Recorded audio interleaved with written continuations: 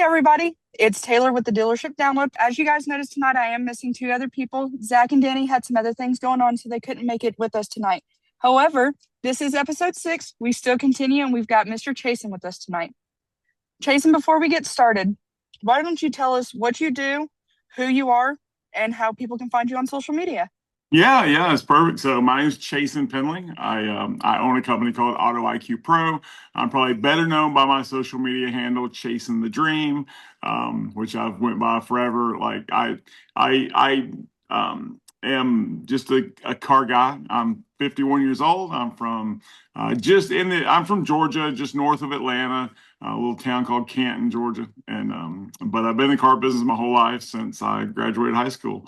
I was going to college at nighttime, I was going to college at night and selling cars during the day. And man, a few years into it, I'm like, what am I doing? Yeah. I'm better off in the car business than I am whatever I was studying, which was psychology at the time. But I'm like, you know what? Car business is for me, and so that's all I've ever done. So I was in the car business for a long time. I made it, to general manager. I was a GM for a long time at many different dealerships.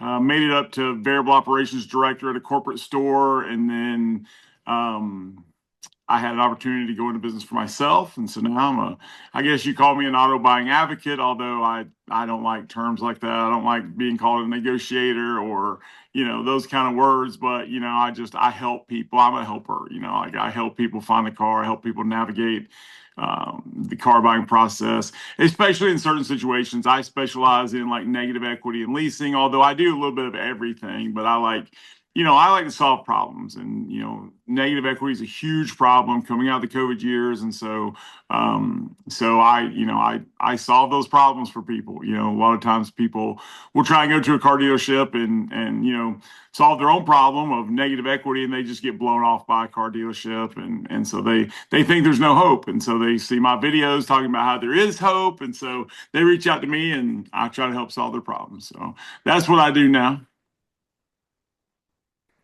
What It's was a your other lot of question? You give me information. three. My other question, as we were going to get in, before we dive into what you do now, just tell us about your time in the industry and how you got to being the GM and a variable ops director and Yeah, kind of the sure. experience that you had. Yeah. So I was a salesperson in my hometown where I grew up, and I sold cars for a long time, and I had an opportunity to go into management, and so I did. I was selling cars, and then I was writing service also, and so I would show up like I was a workaholic. So I asked if I could write service in the morning time, so I would show up in the morning time, open up service, write service, and then when sales opened up, I would move over to sales, and so I did both ends of it, and then I had an opportunity to be a used car manager was my first title, and then they sent me off to F&I school, which back then was a really big deal to be able to go to a legit F&I school, and so I did that, and I remember I came back from F&I school, and I was scared to death to go in the finance office. I had no idea about any of that stuff, and so I graduated, top of the class in my F&I school, but you probably edit that part out. Now I went off to F&I school. When I came back, like very first thing, they told me they were sending me to F&I school so I would be better on the desk. And little did I know, as soon as I got back, the day I got back from F&I school, they let us out of class that day, last day of class, let us out at noon. I get back to the dealership and they're like, oh, yeah, you're in the box now. I'm like, wait a minute, what? I'm in the I was box. like, hold up. Like I had no idea what I was Yeah. doing. At the time, I mean, I literally had no idea. So I just but I did well, and then I had an opportunity to be a general sales manager, so I've held all those positions, and then leading up to, I had an opportunity to be a general manager, and I took that job. I worked for an organization in the Atlanta metro area that was top notch, like great organization. They were very family first. It's funny, they were, top of the, top of the, list on all the different brands they had. And we had CDJR, two Hyundai stores, Kia, Acura, Honda. And we were number one or number two in the state of Georgia in all those brands. And yet that it was very much a family first dealership. I mean, I had a son that was, growing up playing football. My daughter, she was an athlete also. And they required me to go to all the practices, all the games. I never missed a single anything. And that was required. You like, if you, I say it was required, like they wanted you to be there. They preferred you to be there. So that's what I did. And so when I had an opportunity to take a GM role at a Chevy dealership, I was at a Honda store, leaving there after 10 years. I wasn't sure I wanted to leave the organization. There just wasn't anywhere to grow in that organization. The GM roles have been locked down forever. They weren't going nowhere. So I thought it was my best opportunity to leave. And I left to become a general manager. And, and it was awesome, a very different side of the business, that I'd never, had never seen. And so the guy got to be a GM, and then I was there for about 6 years, and I had an opportunity to move to a different store and be a general manager there too. But it felt like a different level, and so I took that job, and it really was a different level. The owner looked at it very differently, and he literally the day I started, he it was funny. He was like, and I have this theory. There's two kind of people in the world, punctual and unpunctual. There's no in between. Either you're a Yeah. punctual person or you're not. So I'm a very punctual person, but this dealership was a long way from my house, and I timed out the drive, and it was going to be about an hour drive. And the owner said, "Hey, why don't you show up at 8:30 in the morning? We'll introduce you to the whole dealership as our new GM. Keep it quiet. You're coming. You know how they do." And so, Yeah. so my first day there, I timed it all out. I was literally 3 hours late to work my first day. Like I got hung up in bad traffic. We were like, oh my goodness, like it was so embarrassing. But literally the day I got there, he handed me the keys to the dealership, and he said, "I don't want to hear about the labor pains. I just want to see the baby. You do it all." And it was phenomenal. And Heard I that. and it was like, okay, yeah, like I can see this. And I got to see, you got different kinds of general managers throughout the, different and throughout the car business. You got some people who are really more like a general sales manager, or not really a true operator of a store. Then you got some that are true operators, and I got to be a real operator at the store, and everything that went on, I did, and it was great. It was awesome. But then, and it's 8 years go past. I went through all the COVID years with them. Of course, that was something to behold. And That so, was right. I came in right after COVID. Right after COVID. I came in 21. you missed all the good Middle stuff. of the year in 21. So then I got lured away by a corporate store. I said I would never work for corporate after my tour with a big name company organization I won't name, but I got lured away with a area vice president role, variable operations director role. And so I took that job and absolutely hated it. And just it wasn't like, I just didn't like it. I had 14 locations, and just like it just wasn't for me. I didn't like Yeah. it. And I had seen that at the time there was somebody else that was an auto buying advocate, negotiator, as he called himself, that was I had done business with, and I saw how successful he appeared to be. I said, well, if he can do it, I can do it. And so I said, you know what? I left the retail world, and I said, you know what? I'm going to burn the ships, and I'm going to give it my best shot. And you know what? Here we are, 2 years later, and yeah, And it's working out pretty well for you. things are going well. Yeah. So that was my next question for you, was what made you decide to leave the dealership world and start your own business? So we kind of answered Yeah. that. So I guess we'll just kind of lead into the next question is what is what is one big misconception about what you do for a living that a lot of people in the automotive industry at dealership levels kind of construed? Yeah, I think that I think there's this thought that it's an us versus them mindset. I think there's this thought that, like, when you do what I do now, like on the customer side of things, that there's this us versus them, like people look at me like I'm a third base coach, or a car lawyer, as some people call it. People, salespeople hate it because they think they're not going to make gross profit, which they're really not going to make gross profit. But besides all that, they don't like that role. And I think there's been a lot of, there's been, when I first started, there was only about three people that I can think of that were making content back then. And it was very much a different mentality about being an auto negotiator than what I thought I could bring to the table. And so they were all, I don't want to call them any anti-dealers, and I don't want to talk bad about any of those people, because they're all friends of mine now. We're all colleagues, but they just had a different way of going about making content than what I did. I wanted to embrace the dealers. I coming from a general manager role, I understand.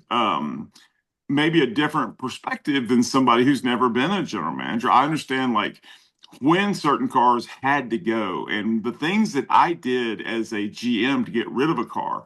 And I knew when those buttons get pushed, and yeah, I knew the follow-up schedules, and I knew how BDC worked, and I knew the whole gamut at a dealership. And I thought, well, if I can be a resource to these dealers and I can be somebody that they reach out to when they're desperate for a deal, and I've got a following of people, then, I can use that, offer my clients something that they're not going to get anywhere else, a special type of deal. And at the same time, it can be a win-win-win for everybody. And you know what? I've embraced that, and that has benefited so many people across, at least the people I've come in contact with, because I've been able to help a lot of them save a lot of money, and at the same time help a dealer get rid of a car when Clean they their were desperate to inventory. sell one, or Yeah.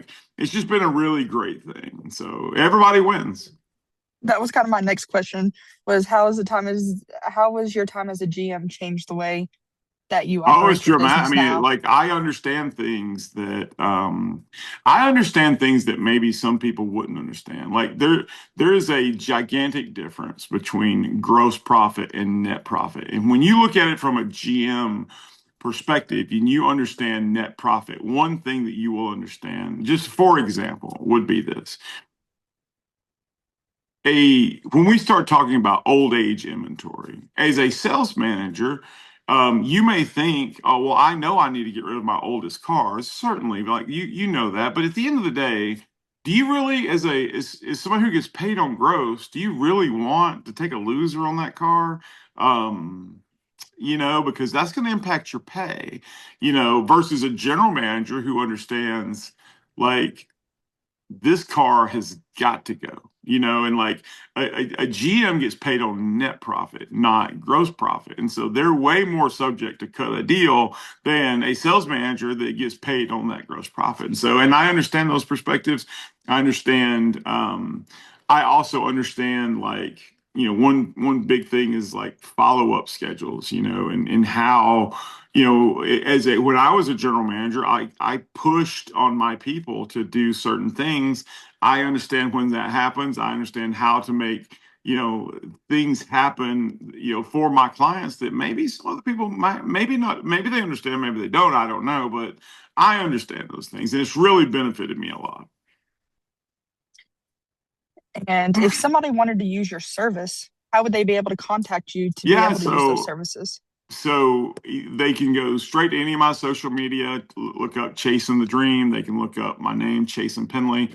They can look up Auto IQ Pro. It's not hard to find my name. But I would say, the biggest thing is, if somebody wanted to use my service, they could just easily go to my TikTok channel, go to any of my social media channels, and on every one of those, there is a link tree that's right there underneath my profile. I love the link tree because it gives you all the information you need right there in one space. Number one, it pushes people to my content, whereas just sending somebody to the website, they're really not seeing all my content. I want people to see my content. So I send them to either my TikTok channel or one of my social media platforms. And and I'll have them click the link in my bio and they fill out a profile form.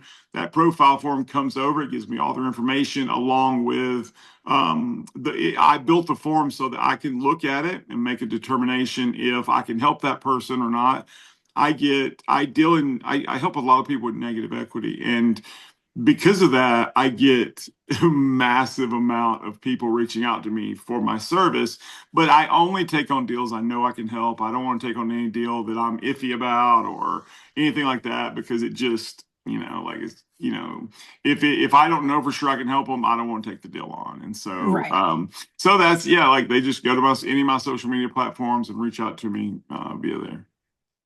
There we go. So everybody make sure we do reach out to Chason if you are in the market for a vehicle. Let him help you out. All I can say is I've been on lives with him for a couple months and I have no complaints. So Thank you. my last question I'm going to ask you is if you had the attention of everybody in the automotive industry for 60 seconds, Mhm. what would you want them to hear? Oh wow! Everybody's attention. So we're talking about everybody, Everybody, salespeople. Like salespeople, GMs, dealer operators, owners, I everybody. would just say that I don't. I mean, I think the messaging would be different. Like, but if I'm talking to people like specifically in the automotive space, people that work in the retail side of the automotive space, I would just say this. When I was a GM, I thought I understood certain things. I thought I understood this cliche that says meet customers where they are. I had no idea what that meant. I'd heard it. I just thought, oh, that just means, like, customers buy online, where like I didn't know what that meant. Now that I've experienced what I've experienced, now that I run a successful company in the space I'm in, there is a gigantic difference between thinking you understand social media and meeting a customer where they are, and then really understanding that. And so now I have a real knowledge of what social media is, and how to meet a customer where they are, because so many people, they want to buy a car, but they want to do it their way. I'm studying right now, like reasons why people do certain things, customers do certain things, and I would just say to anyone in the automotive space, like, put yourself in their shoes, like truly put yourself in their shoes. And how would you want to be treated? And I'm not talking about like the golden rule. I'm not talking about that. I'm just talking about like, like the reason people don't, the reason they, act a certain way, or they don't give you, they schedule an appointment with you but they don't show up, things like this. It's because they're scared of the pressure that comes along with it. There's a lot of people that say, why, like I see these automotive creators all the time saying, oh, well, you don't need to hire someone to negotiate your deal. That's this, that, the other. It's not that people can't negotiate their own deal, it's they don't want to, and you got to think about that for a minute. Like, why would someone not want to deal with it? It's because of what goes along with it. And I would just say to anyone in the automotive space, like, think about that for a minute. Think about how you could put yourself in a customer's shoes and how could you move the needle. I know right now, beyond any shadow of a doubt, if I were ever to go back to a car dealership, like in my brain, I think to myself all the time, I'm like, like I would almost love the opportunity to go back, knowing what I know now, put that in play on how to really take care of a customer, how to act a certain way, and bring deals to the table in a certain way, and how I think we could be the number one dealership, period, because I know now what that means. And before I didn't. And so I would just say, like, truly understand what meeting a customer where they are, what that means, and how to do it. And if you did that and you really focused on that, you could move the needle in such a way that would be it really, I think, like people talk about changing the way people go about buying cars. Like, like there are people out there who do, maybe they do what I do and they say, hey, I'm out to change the way people buy. I don't think one person is going to do that, but what I do think is a concerted effort of from the inside the people who are in the car industry, if they said, we want to change it. This is our industry. We want to change how things go. They could change it, but it would take a concerted effort from everybody. And I mean, I think it would be amazing. I think that because I think they could, and the experience that would give to anyone buying a car would be next level. And you talk about buying loyalty forever, like, and really not buying loyalty is not the right word. Earning loyalty would be a better way of putting it. But yeah, I think that would be my message to everybody in the car industry is that um, truly put yourself where they are. And if you don't know, so if you think you know social media, if you think you know, then I You don't. challenge you to show me your video results. Show me how many views you get. Show me the metrics because I see it all the time. I see these people making these videos and they're like fresh trade alert or let me show you this car, this, whatever it is. Like people don't care about that. Like that's irrelevant in their world. They care about certain things. Um, and so I would encourage everyone to learn social media and learn how they could really make a difference because I truly believe in my heart like there is a way to change the automotive industry, but it's got to be done by the people, that want to change it. So, what advice would you give to somebody who is posting on social media of what kind of content they should be posting to So get, I would say the right things out there? yeah, number one, I would say that you've got to be, personable. You've got to let people into your world. People buy from people. They buy from people they want to buy from. I look at the most successful people out there, like, that are doing social media, and like people feel like they know them. Like Russ, like people felt like they knew Russ before Russ was who Russ is now. And I remember watching Russ's content when I first started myself and Russ was still selling cars and like people buy from people they like, people buy from people they feel like they know. And so when I started going live on TikTok, oh my God, what a difference it made. Like I gave people every day, I would give people access to me. 2 hours every day, come ask me anything you want, talk to me. Like and I've just become friends with all these people, and like and that's made a gigantic difference in my business. Anybody that's on social media should be going live. I'm just telling you, it's the most powerful thing. And yeah, I mean that is and then quit trying to figure out ways of tearing people down and start trying to figure out ways of building people up. So many people they want to look at auto buying advocates, for example, and say, oh, well, they're this, that, the other, and maybe some people deserve it. I don't know. But like they look at these people and they think a certain way about them, and they want to tear them down and run them out of business. And I see a lot of automotive content creators bashing on them, and again, maybe some people deserve this. That's not for me to say, um, but I just think that if people would get off of that and get on to, this is how we can all work together. I have the ability to bring your dealership 10 deals, 15 deals, 20 deals, if there was a good partnership there, a good way of Bring them. like I'm ready for them, yeah, I Chason. know That's all you I got to are. We're say. gonna Just do bring them. something. So like, Just bring them to me. and that's been a major thing for me has been, the dealers who have embraced what I do and said, hey, I really want your clients, like I hold a lot of clients, that are they're gonna go where I tell them, they're literally gonna buy the car that I pick out, that I negotiate, that I do the deal on. And so like I think there's a lot that, if I'm a salesperson, instead of complaining about auto buying advocates, I'm going to lean into it. I'm going to contact everyone I If you want to possibly bring me can. 10, 15 deals, I ain't going to complain. Let's do I'm it. not going to complain. Let's do it. So, and like the people that have made it so easy on me, they've laid out the deals, just like you've talked about doing, like here are some deals, like let's take a look at them and see, if we can make them work. Those really go a long way, because the difference in me and maybe some other people do what I do is that I'm picking out the car the majority of the time. They're not coming to me saying, I want to buy a C300.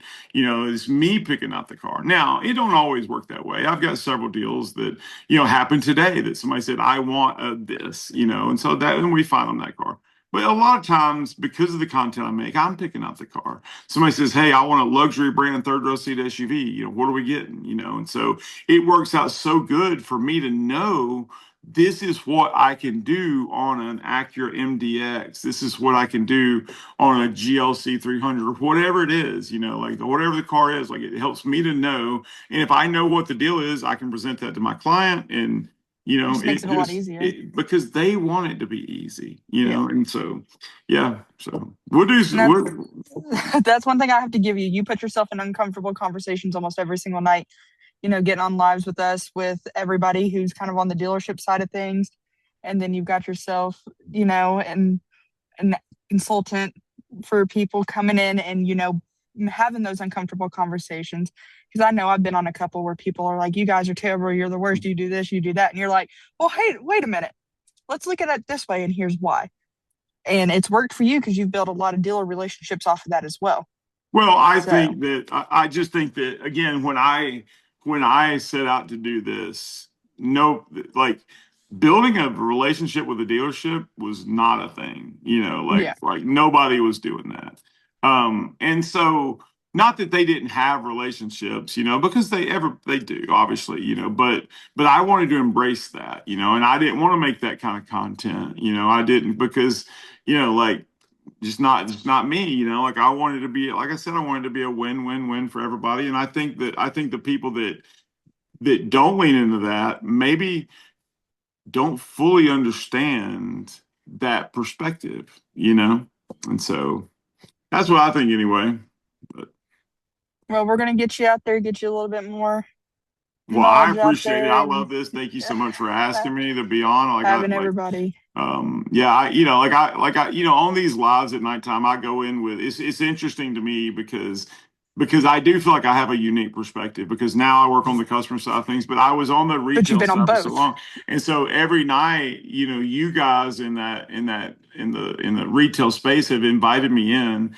And it's funny, even when I've been on other podcasts, or I've done like open calls on livecast or whatever. Like somehow I always end up talking about the dealer side of things, and I think it's just because I got a lot to say about it. I have passion both ways. Like Right. I love the car dealership, but I love helping a customer out, and I think that someday I'm going to blend those together into a big automotive group, and we are going to make some heads roll. Just go ahead, open up a dealership. We'll run it that way and it'll all be good. I do think that if there was a big automotive group that had mostly all the brands and they were willing to lean into the auto advocate space, um, what they could do would be something special. Something special. It'd be insane. It would Yeah, be insane. yeah, yeah, yeah. Before we end this, is there anything else that you would like to add into it? I don't want to take up too much more of your time. I know it's late. No, I just think that, I would just say that, I appreciate you guys. You guys have been phenomenal to me. I think maybe the only thing that, like somebody asked me earlier, they said, what if you were talking about your brand, like what is it you want people to know about you? And I said, well, number one, I want them to know that I have a wonderful relationship with my Lord and Savior Jesus Christ. And when I decided to go into this space, and I've told this story to a few people, but I literally was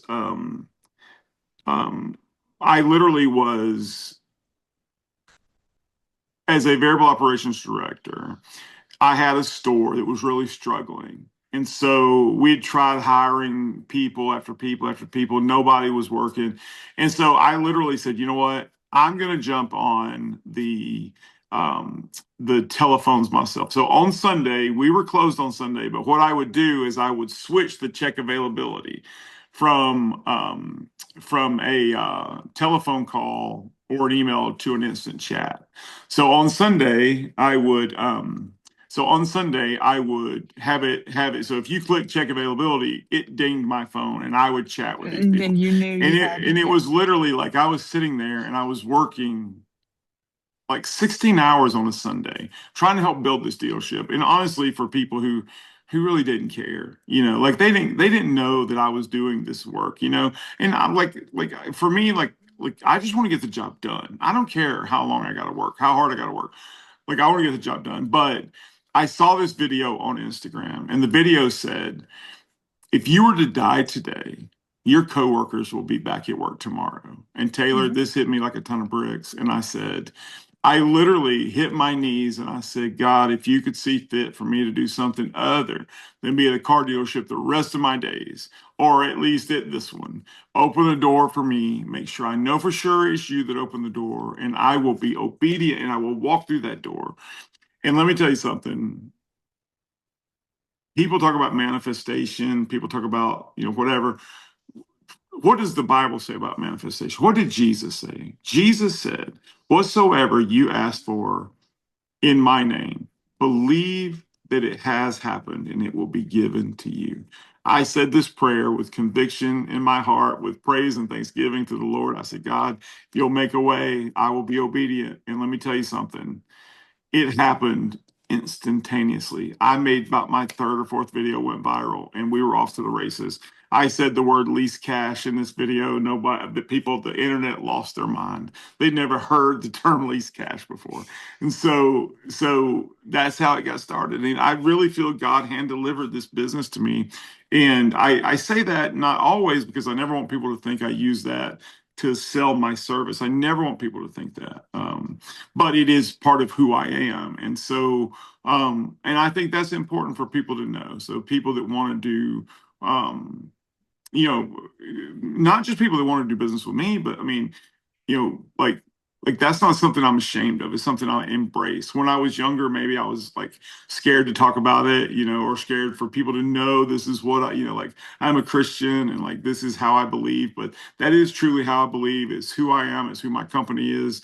And I feel like that there is a place in the automotive space for Christian, for it doesn't even have to be Christian, but a religious, faith filled space, and so I'm proud of that. And so, but And I think that's what I anybody, would want people to know about me. yeah, if anybody watches their content, they can tell that you don't play any fluff in it. You are who you are.